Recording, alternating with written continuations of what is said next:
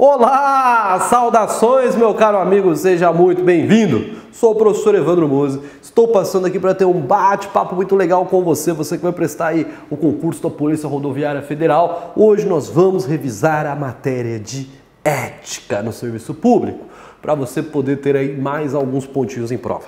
Bom, meu caro amigo, essa é uma matéria bem tranquila, uma matéria que algumas questões são super tranquilas, né? Algumas questões chegam a ser até uma questão de bom senso, já algumas questões são questões um pouquinho mais difíceis, questões que vão cobrar um pouquinho de um conhecimento mais teórico ali do candidato, um conhecimento um pouquinho mais aprofundado, assim como qualquer disciplina da sua prova, né? Normalmente as disciplinas, as questões, elas têm essa diferença de estruturação, né? Não tem só questão difícil. Tem questão fácil, tem questão mediana, tem questão difícil, tem questão bem difícil, tem umas impossíveis, né? Quase isso. Então, assim, tem essa distribuição, né, de nível de dificuldade também. Então, na sua prova não é diferente. Você vai ter questões mais simples e questões um pouquinho mais aprofundadas. Nós vamos, então, rever aqui alguns pontos sobre a ética, tá? E para você poder ter alguns pontinhos em prova. Então, vamos começar lá com essa dica de número 1, olha só. A dica 1 ela diz o seguinte: dever de utilizar os avanços científicos e tecnológicos. Aí o professor colocou para você. Servidor tem o dever de se manter atualizado em relação às leis, normas, regimentos relacionados à sua função e de utilizar os avanços científicos e tecnológicos, atingindo assim a eficiência esperada.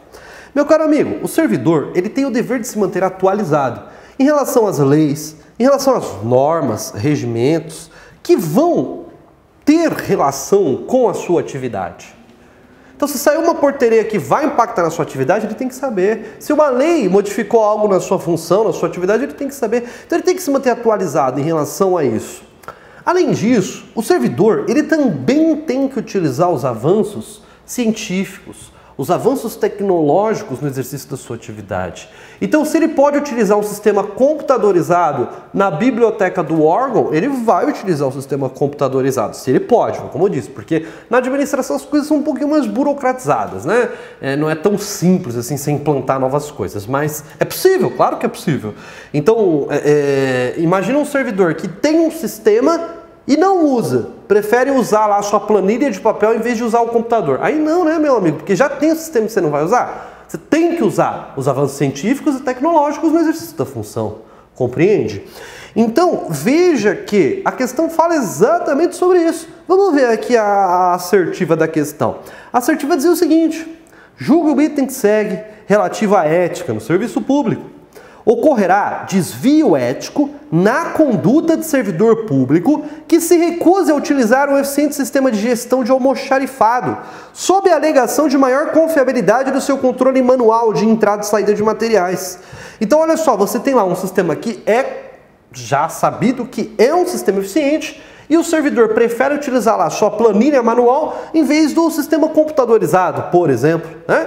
Veja, ele pode? Não, ele não pode. Porque, de acordo com o decreto 1171, ele tem o dever de utilizar avanços científicos e tecnológicos no exercício da função. Ele não pode se negar, por mais que é mais confiável o meu controle manual, não. Se tem lá esse avanço que vai proporcionar uma maior eficiência e ele é confiável, ele foi implantado, ele já está reconhecido pela administração, ele pode ser usado, você vai usar, compreende? Você tem esse dever, servidor. Então, realmente, você tem um desvio ético na sua conduta ao se recusar a utilizar esse sistema que é um sistema eficiente. Então, o gabarito da questão é correto, meu caro amigo. Vamos para a próxima questão. A próxima dica. A próxima dica diz o seguinte: dever de se apresentar com vestimentas adequadas. O professor colocou lá: o servidor tem o dever de se apresentar ao trabalho com vestimentas adequadas ao exercício da função, seja com uniformes ou cumprindo a proibição da utilização de determinadas vestimentas. A Lei 8.112, ela já prevê isso, né? O servidor, ele tem que se apresentar com vestimentas adequadas ao exercício da função. Professor, quer dizer que tem que trabalhar de terno? Não, exatamente isso, mas tem que trabalhar com uma vestimenta adequada, né?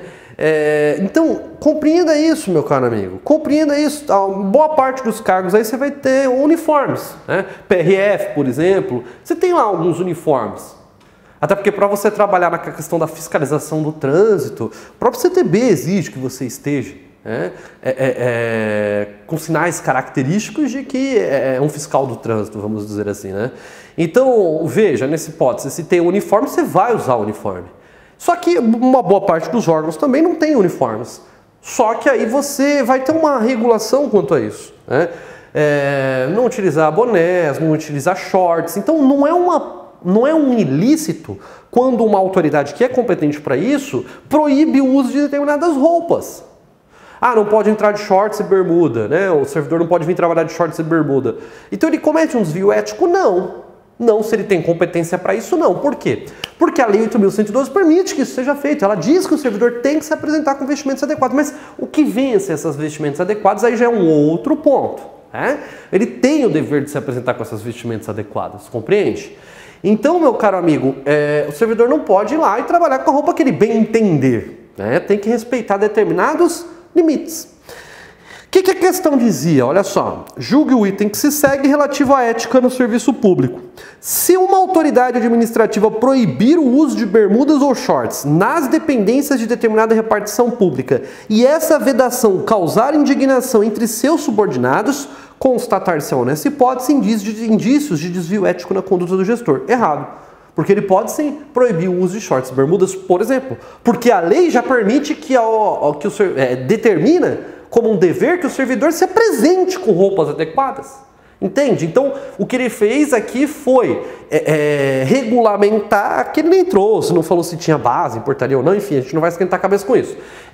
Mas ele foi simplesmente regulamentou, vamos dizer assim, o que a lei já determina, certo? Então, não há aqui indícios de desvio ético, tá? Porque o servidor tem esse dever, tá bom?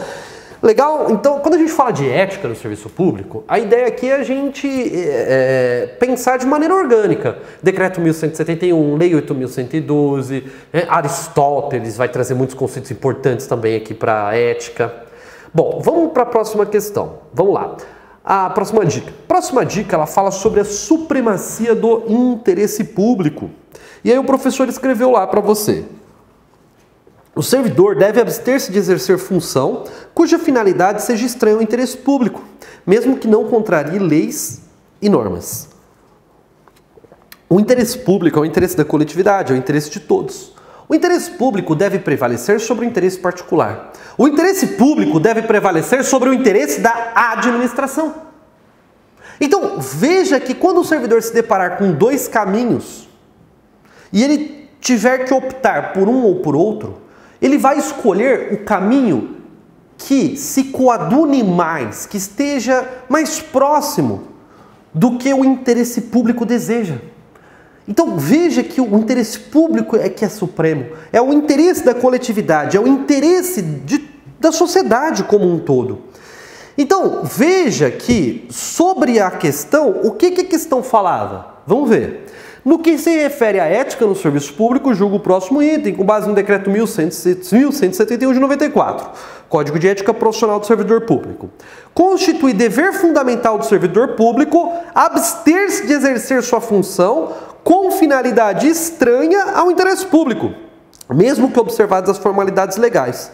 Perfeito, correto. Por quê? O servidor, o interesse público ele é supremo, é ele que deve prevalecer. Então, o servidor não pode praticar uma atividade que seja estranha ao interesse público, que o interesse público não acoberte aquilo, por mais que ele não tenha desrespeitado uma lei, por mais que as leis e normas permitam que ele faça aquilo, se aquilo é contrário ao interesse público, ele tem o dever de se abster, de não praticar essa conduta, meu caro amigo.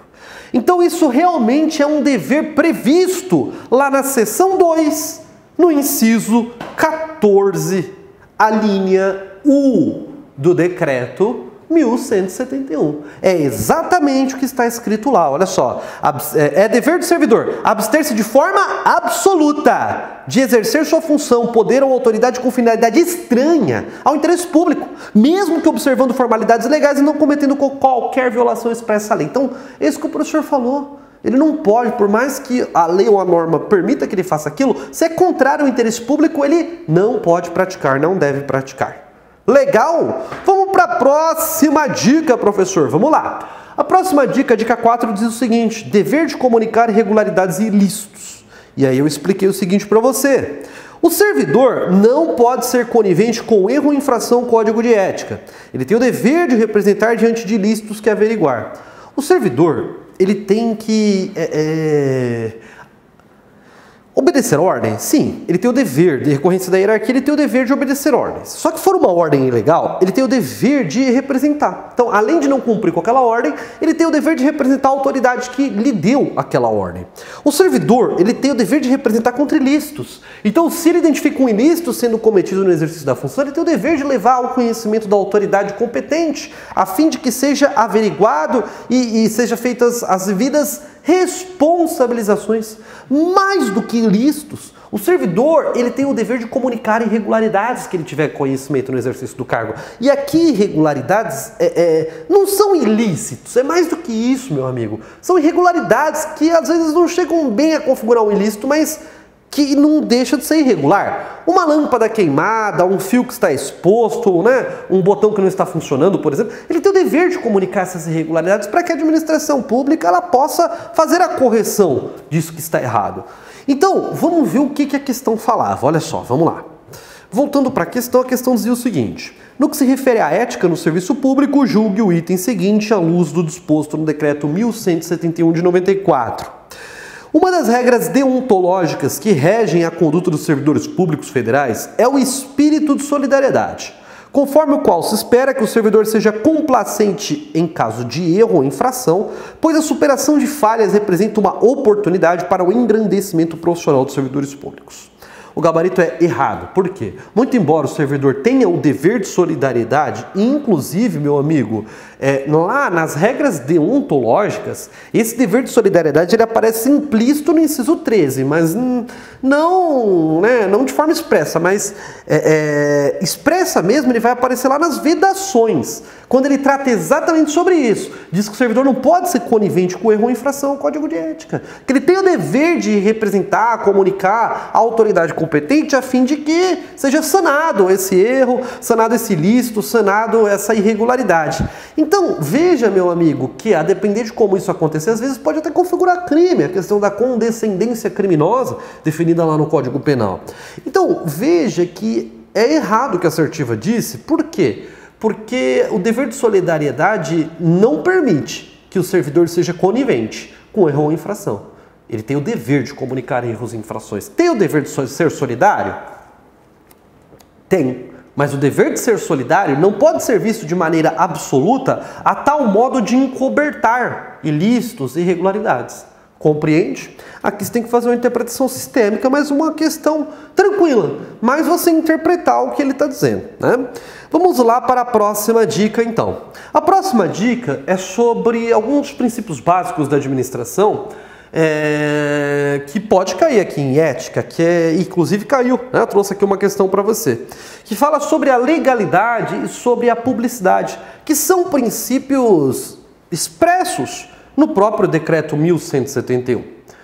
O que eu escrevi aqui para você? Olha só, a legalidade e a publicidade são princípios básicos da administração pública e devem ser observados para correto enquadramento ético da conduta do agente. Porque o decreto 1171, a lei 8.112 e demais, nossa própria Constituição Federal, ela define que a legalidade deve ser obedecida, que a administração pública, ela estará adstrita ao que a lei diz. A administração pública só pode fazer o que a lei manda, cara! Você não vai fazer o que a lei não manda! Você estará proibido de fazer o que a lei não permite, como regra.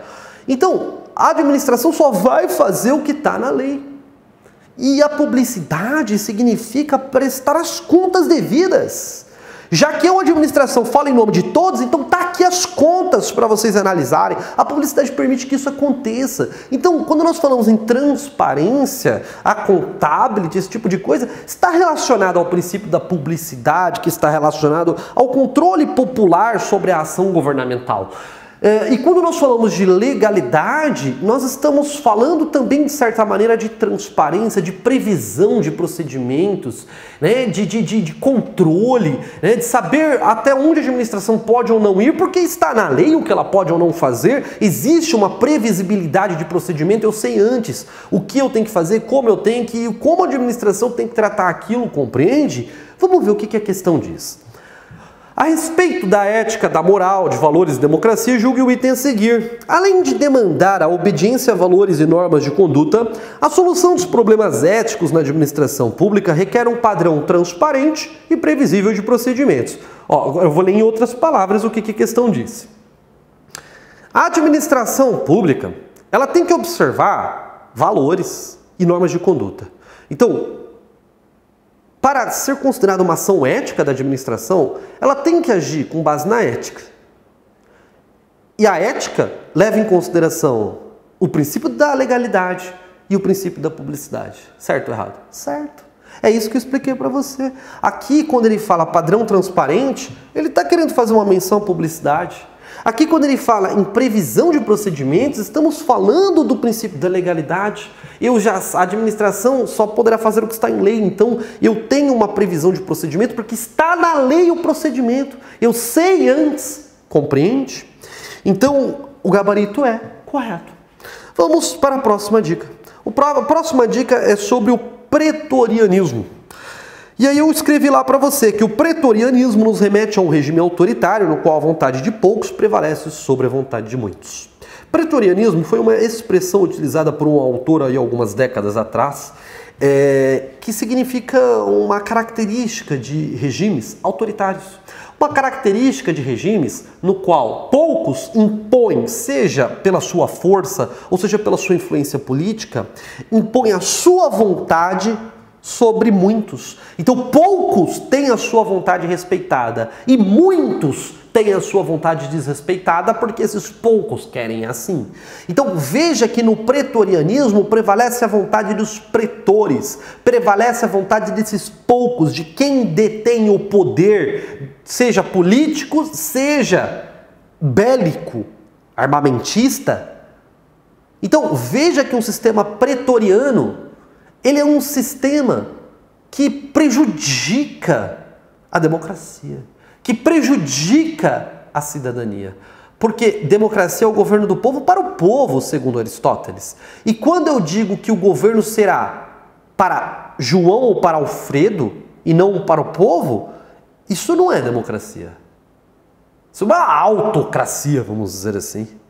Então, veja que pretorianismo vai na mão contrária da democracia e da cidadania. Vamos ver o que a questão falava? A respeito da ética, da moral, de valores e democracia, julgue o item a seguir. O pretorianismo é considerado um fator que favorece a democracia por garantir o exercício da cidadania. Errado, pelos motivos que eu acabei de expor para você. Pretorianismo é uma expressão que nos remonta a regimes autoritários. Regimes que desfavorecem a democracia. Afinal, a vontade do João, do Alfredo, de um pequeno grupo vai prevalecer sobre a vontade de muitos. Isso não é democracia, isso vai na mão contrária da democracia. Isso não é lhe tratar como um cidadão, mas como um escravo, sem levar em consideração condições mínimas, a dignidade da pessoa humana e assim por diante. Então, veja, meu caro amigo, que o pretorianismo prejudica a democracia, prejudica o exercício da cidadania. Então, o gabarito é errado, tá bom? Próxima dica, ética e moral. Escrevi para você lá que a ética vem do grego ethos, que significa modo de ser. A moral vem do latim morales, que significa costumes, hábitos, tabus. São conceitos diferentes, realmente, ética e moral são conceitos diferentes, a origem etimológica é diferenciada, mas tanto ética como moral possuem pontos de convergência, e realmente isso faz muito sentido. Afinal, entenda uma coisa comigo, meu caro amigo. Cada sociedade, cada região tem um hábito, tem um costume, tem uma tradição, tem seus tabus próprios. Só que quando nós analisamos cada uma dessas tradições, cada um desses costumes, cada um desses tabus, nós identificamos pontos que são comuns a diversos deles. ou pelo menos a grande maioria. E com isso, nós vamos formando aqui o que nós chamamos dos princípios, dos valores éticos, porque são comuns a muitos conceitos de morais, pelo menos a grande maioria. Então, entenda que esse é o ponto da convergência entre a ética e a moral, no sentido de que a moral ela vai variar de região para região, de tempo para tempo. Diferente da ética. A ética ela é perene por quê? Porque nós levamos em consideração o que pensávamos lá atrás. A moral leva em consideração o que eu penso hoje. A ética ela é universal porque eu não vou levar em consideração só a minha moral. Eu vou levar em consideração outras morais também. Então, ética e moral são conceitos distintos, mas que possuem pontos parecidos. Então, não é porque apareceu moral na tua prova dentro de um conceito de ética, ou porque apareceu ética para você dentro de um conceito de moral, que a questão vai estar errada. Toma cuidado com isso. Vamos ver o que a questão falava. A respeito da ética, da moral, de valores e democracia, julgue o item a seguir. Moral, vocábulo herdado do latim. Bom, correto. Latim moralis. Ética do grego. Correto. Do grego ethos, que significa modo de ser.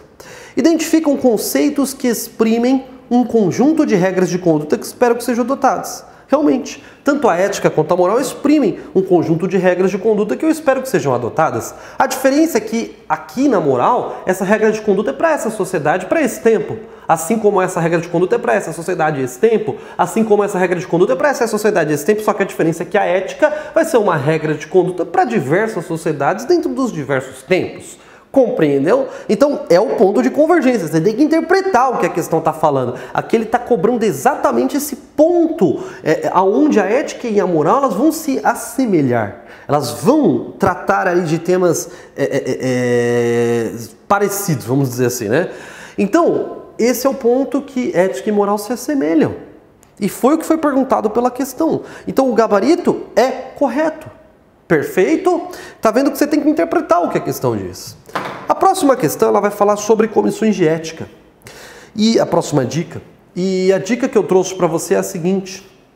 As comissões de ética podem aplicar a penalidade de censura. Para aplicação de penalidades como advertência, suspensão e demissão, e etc., faz necessária a instauração da sindicância ou do PAD. Meu caro amigo, você estuda a Lei 8.112 de 1990, que o servidor tem deveres e tem proibições, assim como você estuda no Decreto 1171.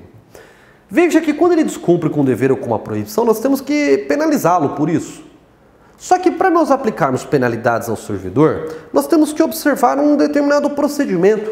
Afinal, eu tenho que garantir a ele a ampla defesa, o contraditório, eu tenho que chegar à verdade real. Tem todo um procedimento que deve ser obedecido, prazos. Então, a depender da penalidade, da pena que eu vou aplicar a ele, da sanção que eu vou aplicar a ele, eu preciso instaurar uma sindicância ou um processo administrativo disciplinar. Se eu for aplicar uma demissão, eu preciso de um PAD. Se eu for aplicar uma advertência, eu preciso de uma sindicância. Se eu for aplicar uma suspensão de 5 dias, eu preciso de uma sindicância. Então, a depender da penalidade, eu adoto uma ou outra sistemática, ou a sindicância, ou o PAD. Agora, as comissões de ética não aplicam esse tipo de penalidade. Comissão de ética aplica somente a censura, tá bom? Censura. A comissão de ética, ao recepcionar uma denúncia, por exemplo, né?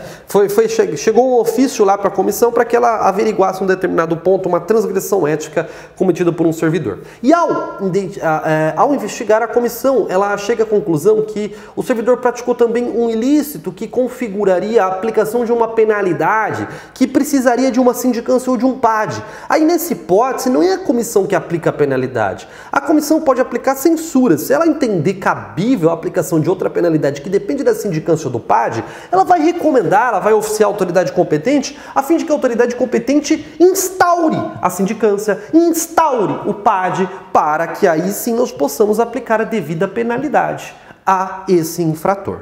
Vamos ver então o que a questão dizia. Vamos lá. A questão disse o seguinte: a comissão de ética de um órgão A comissão de ética de um órgão, caso todos os seus integrantes estejam de acordo, pode aplicar penas que vão desde a censura até a demissão de um servidor. Gabarito errado. Só aplica censura. Para aplicar outras penalidades previstas, por exemplo, na Lei 8.112, precisa da sindicância ou do PAD. E, inclusive, está previsto no nosso arcabouço jurídico que aquele que participa de comissão de ética, ele não vai poder participar de uma comissão de sindicância ou de uma comissão de PAD, tá? Legal, professor? Então o gabarito aqui da questão só pode ser errado, tá? Vamos para a próxima dica.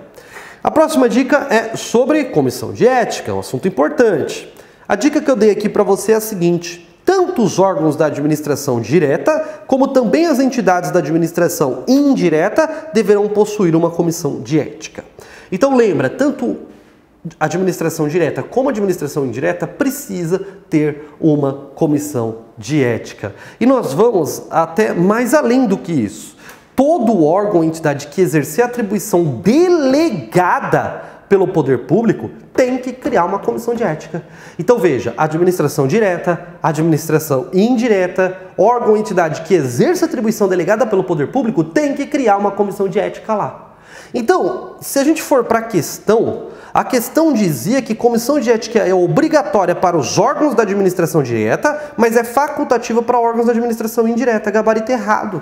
Tanto para direta quanto para indireta é obrigatória a criação de comissões de ética, assim como para órgãos e entidades que exercem atribuições delegadas pelo poder público. Depois você dá uma olhadinha lá no decreto 1171, o capítulo 2, que vai tratar as comissões de ética, especificamente o inciso 16, tá? Legal, professor. Então, com isso a gente conclui que o gabarito é errado, uma parte já mais decoreba aí da matéria. Temos aí a dica 10 que eu trouxe para você, uma questão já mais aprofundada, que fala sobre o etnocentrismo e o relativismo cultural.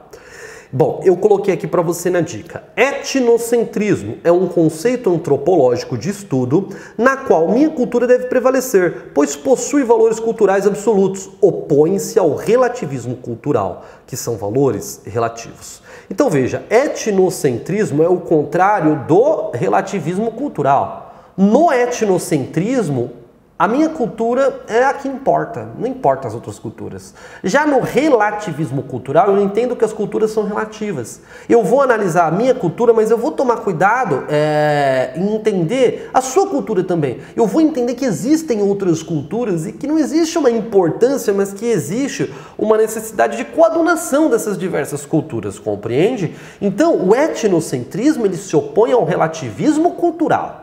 Já o relativismo moral, ele se opõe ao universalismo moral. Relativismo moral, eu entendo que as morais são relativas.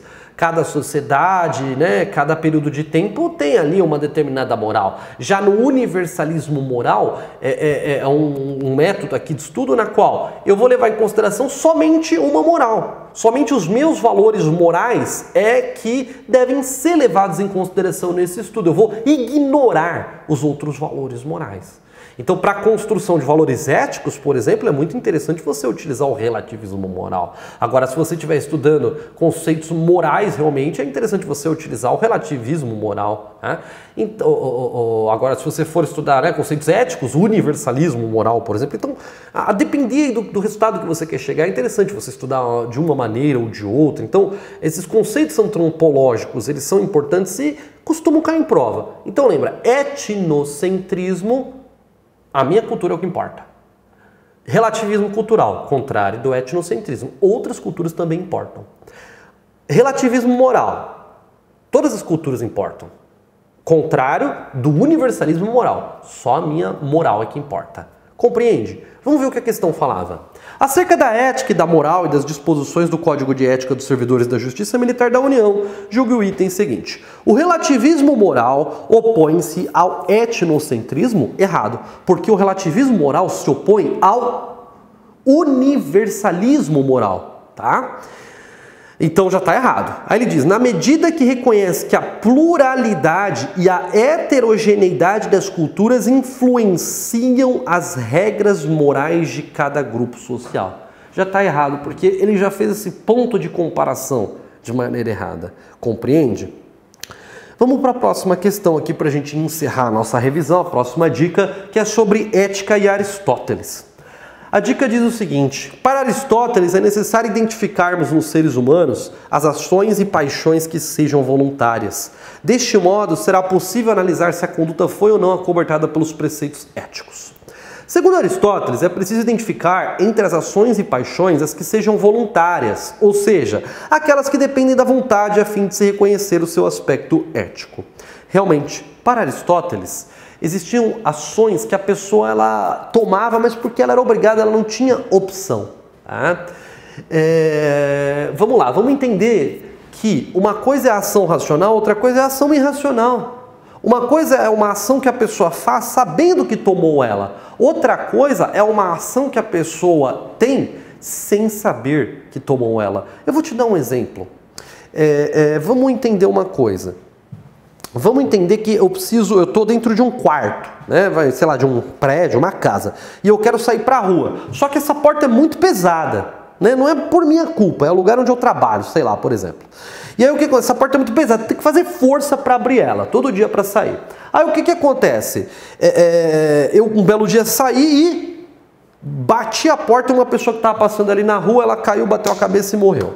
Quer dizer, a minha conduta foi antiética? Entenda que, para Aristóteles, nós tínhamos que analisar essa questão da racionalidade. Se eu fiz com a intenção de fazer isso, se eu sabia que ele estava passando a pessoa, se eu sabia que tinha o risco de uma pessoa passar ali, se eu fiz isso racionalmente, sabendo que esse resultado poderia ser atingido, eu contrariei a ética. Agora, se eu fiz aquilo de maneira irracional, vamos dizer assim, sem saber que ali estava passando uma pessoa ou até por uma necessidade maior, digamos que estava tendo um incêndio atrás de mim, por exemplo, né? São situações que acabam repercutindo no aspecto da irracionalidade para ele, que a pessoa não tinha a razão, ela não sabia que estava praticando aquilo, então nós não temos como definir que essa atitude seria contrária à ética. Então, para Aristóteles, a racionalidade é um ponto muito importante.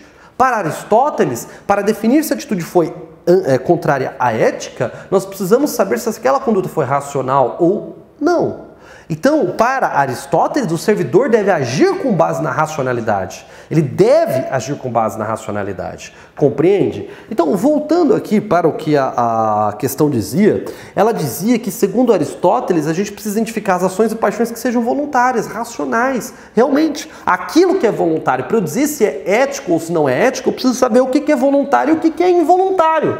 Porque o que for involuntário, que não depender da sua própria vontade, digamos que o que eu classifiquei aqui como a sua racionalidade, eu não tenho como culpá-lo por aquela ação. Então, uma ação involuntária, como é que eu vou dizer que é antiético? Agora, uma ação voluntária que eu quis praticar, que eu tive aquela intenção, ou sabia que o resultado poderia ser aquele, aí já é diferente. Aí eu posso classificar essa conduta como antiética. Então, para ele, a vontade era muito importante. Para reconhecer o aspecto ético ou antiético, era importante reconhecer a vontade da pessoa.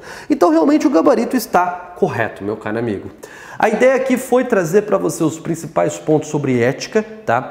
É claro que dentro desse período de tempo não tem como a gente ver todo o conteúdo do edital, né? Mas eu tenho certeza que essas dicas serão muito úteis para a sua prova, meu caro amigo. Se ficou alguma dúvida, manda aí para o professor, né? Tem aí as redes, procura lá, professor Evandro Musi. Se tiver alguma dúvida, manda para o professor, eu vou ter o maior prazer em ajudar você, amigão. Quero ver você lá, quero ver você aprovado, quero ver você trabalhando lá na Polícia Rodoviária Federal, tá bom? Fez a prova, quer saber se de repente cabe algum recurso ou não, se eu posso te ajudar em algo mais, manda aí pro professor. Como eu disse, manda o professor Evandro Musi, eu vou ter o maior prazer em ajudar você, amigão. Manda ali com uma certa antecedência, até para que eu possa me programar em te ajudar.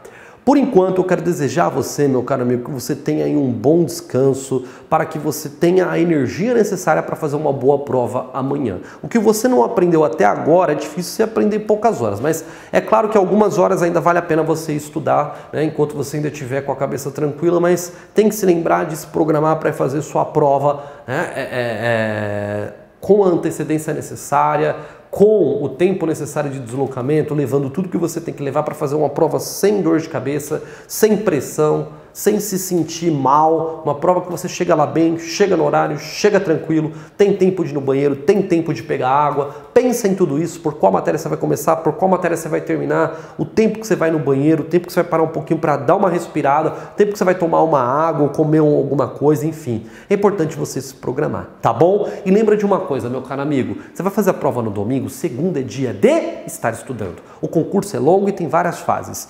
E é muito importante que você faça isso. Lembre-se, segunda é dia de estudar. Então, para isso, o professor Evandro Musi sempre estará aqui. Conte comigo, meu caro amigo. Enquanto você desejar uma vaga no serviço público, você poderá contar com a ajuda do professor Evandro Musi. Agora, eu quero desejar a você, meu caro amigo, um bom descanso e um excelente dia de prova. Arrebenta, meu caro! Lembra que a vaga é sua. Até mais!